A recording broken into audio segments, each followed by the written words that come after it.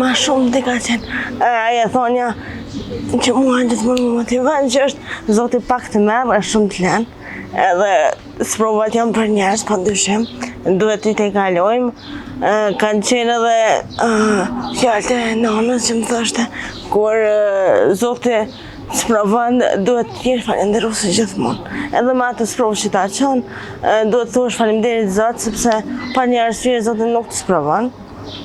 Edhe domethënë pak edhe i kam dëgjuar edhe hoxhallarë të ndryshëm që më bënin që dilja nga errësira. Një shoqja ime e ngushtë, e cila më ka ndihmuar jashtëzakonisht shumë, ta t'i kaloj këtë pjesë ishte sepse më falte gjithmonë, që nuk bën me nejt në mbyll, nuk bën me nejt në errësirë. Okej, nga një herë, çdo njeri ka ato ngritjet dhe uljet e veta, por duhet të dalim edhe të themi faleminderit Zot. Më ka ndihmuar jashtëzakonisht shumë, saqë